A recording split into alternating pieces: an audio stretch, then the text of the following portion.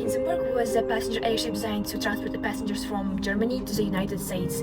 Its initial release in 1936 was met with widespread appreciation because it was the largest passenger airship ever built. It was a groundbreaking piece of technology that many people thought would forever transform the face of flying. And what happened to him? On the evening of May 3rd, 1937, the Hindenburg took its final flight. On board were 97 people, 61 crew members and 36 passengers.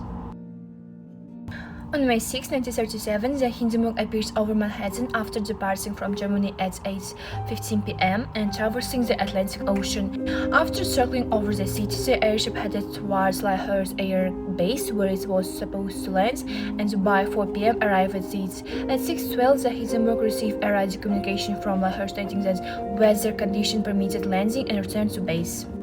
At 7:08 p.m., he received a communication from Lahore advising him to land as quickly as possible. The airship climbed to 180 meters at 7:11 p.m. When the wind shifted from east to southwest at 7:70 p.m., Captain Pross ordered a second abrupt turn to starboard, setting an S-shaped flight path to the morning mast. At 7:21 p.m., when the Hindenburg was at the height of 90 meters, the mooring lines were dropped from the bow, first the starboard cable, then the left cable. Because it was connected to the ground's winch rank, the left cable was tightened, the starboard line remained unconnected. When the ground crew grabbed the mooring lines, a light rain began to pour. A fire suddenly erupted at 7:25 p.m. in the tail section of the airship, specifically in front of the vertical stabilizer above the fourth and fifth gas compartments. Within 15 seconds, the fire rapidly spread 20-30 meters towards the front of the airship, followed by the first explosion. Within 24 seconds of the fire starting, the Hindenburg crashed to the ground near the mooring mast and completely collapsed. The Hindenburg disaster claimed the lives of 36 individuals, including 13 passengers, 22 crew members, and 1 ground service officer.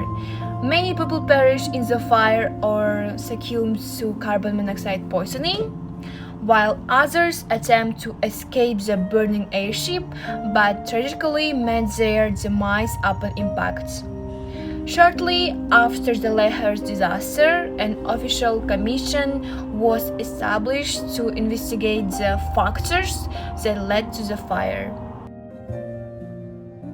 According to the official version, the cause was a hydrogen leak with its subsequent ignition caused by the rupture of the hydrogen cylinder during the landing of the airship. A gas element leak allows hydrogen from the airship to mix with oxygen from the outside air, and a spark, possibly from static electricity, ignited the gas, leading to a fire that engulfed the Hindenburg. NASA specialist Edison Bain dedicated the book Hindenburg, Exploring the Truth, to the disaster, where he suggested that the problem was in the material of the shell in which the gas was located. In his opinion, it was painted with flammable paints, with impurities that made it combustible, like rocket fuel. Therefore, the discharge of static electricity caused the fire. Another possible cause was damage to the steering cable. A sparking cable that pierced the shell in which there was hydrogen could lead to an instant fire. The German government implemented a prohibition on passenger air travel and foreign flights for any reason. The Hindenburg tragedy effectively ended interwar airship travel. Despite efforts to increase safety precautions and create new technologies, the public's opinion of airships has been irrevocably harmed. The aviation sector moved its focus to faster, safer, and more reliable modes of transportation, such as airplanes. Today, airship travel is mostly relegated to niche areas such as advertising and tourism, and it has yet to recapture its former prominence. Increasing the usage of non-combustible lifting gas. Following the Hindenburg accident, there was a greater emphasis on the use of non-combustible lifting gases. The tragedy brought to light the dangers of using hydrogen gas and sparked research into safer alternatives. Helium and non-combustible gas has become well known as for airships preferred lifting gas. The catastrophe pushed the use of helium and highlighted the need of non-combustible gases in aviation.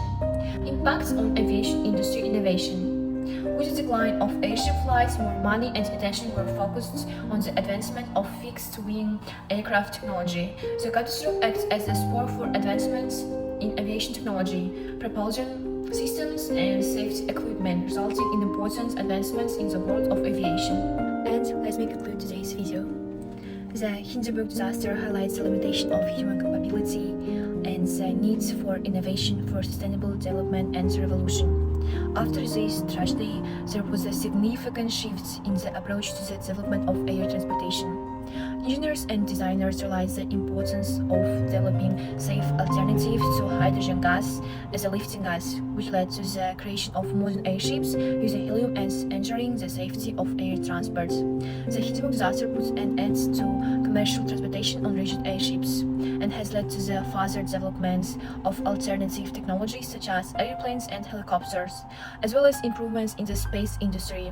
Thus, we can understand that because of this catastrophe, people began to develop further in order not to prevent such destructions anymore.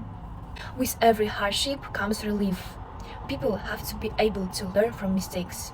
Thank you all very much for your attention. Bye bye.